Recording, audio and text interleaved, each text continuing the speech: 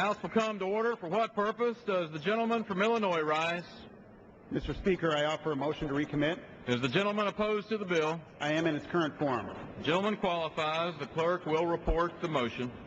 Mr. Roskam of Illinois moves to recommit the bill H.R. 2669 to the Committee on Education and Labor with instructions to report the same back to the House promptly, with an amendment providing that a borrower who is a full-time elected public official who receives compensation for such elected position, or who is a registered lobbyist at either the federal or state level who receives compensation for lobbying activities shall be ineligible for any of the loan forgiveness programs included in the bill. Pursuant to the rule, the gentleman from Illinois is recognized for 5 minutes in support of his motion. The gentleman from Illinois. Speaker, I offer this motion to recommit. Gentleman from Illinois, suspend. Order. Please take all conversations off the House floor. The House will come to order.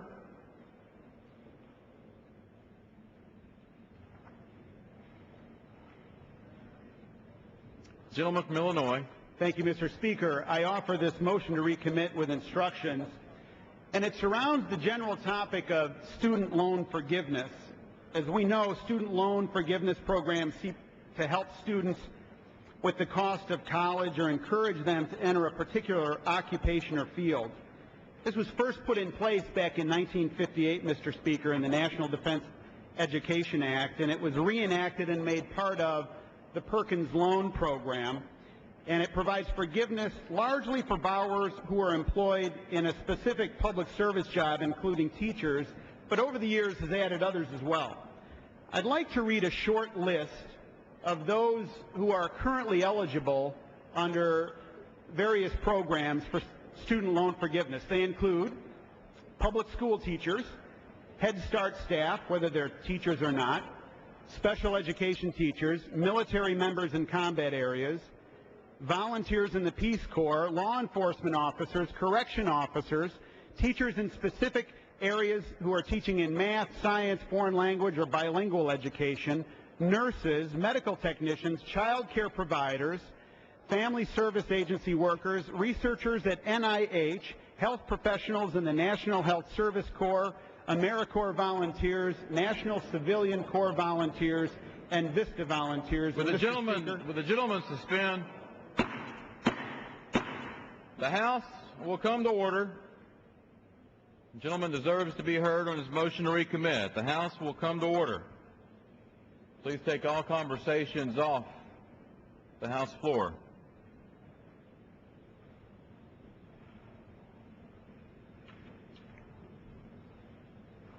The gentleman from Illinois may continue. Thank you, Mr. Speaker.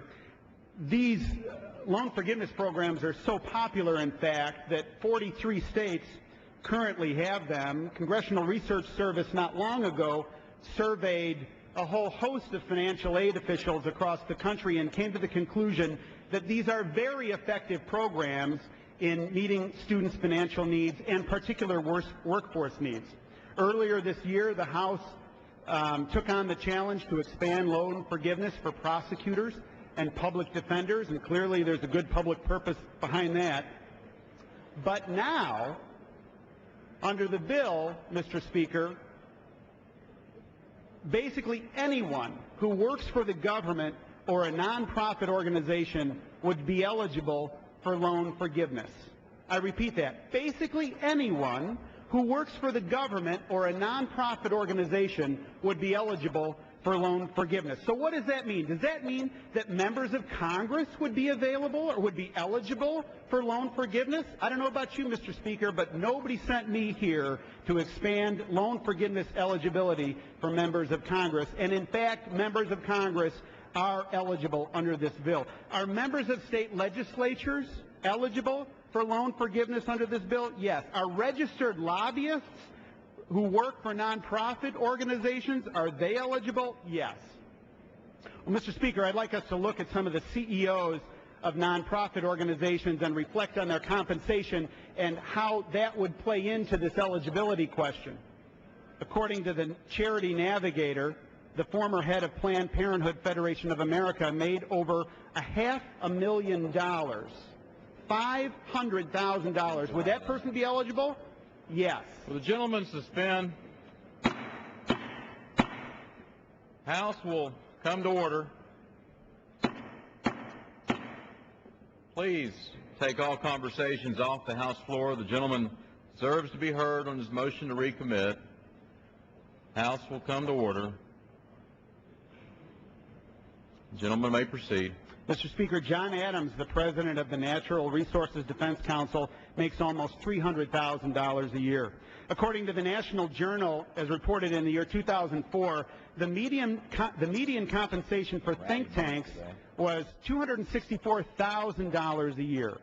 Or how about this, $227,000 a year for education, government, and welfare organizations. Does anybody really believe that these individuals need this kind of support from the taxpayers?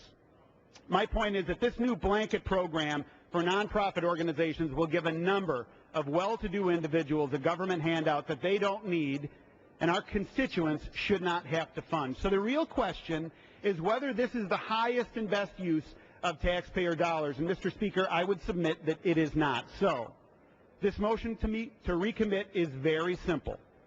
It would prohibit a borrower who is an elected full-time public official and is paid for that position, as well as a paid registered lobbyist at either the state or federal level, from receiving any of the loan forgiveness available under this act, period. Very simple, very clear. I think we should speak clearly to the American taxpayers that we as elected officials are not trying to create some unfair advantage for ourselves, that we're not trying to reward ourselves or our elected colleagues, nor any registered lobbyists, certainly, by giving away their hard-earned taxpayer dollars to pay off student debts. Mr. Speaker, I urge my colleagues to support this amendment or to at least set some parameters of this big government program under this bill. And with that, I yield back the balance of my time. Gentlemen,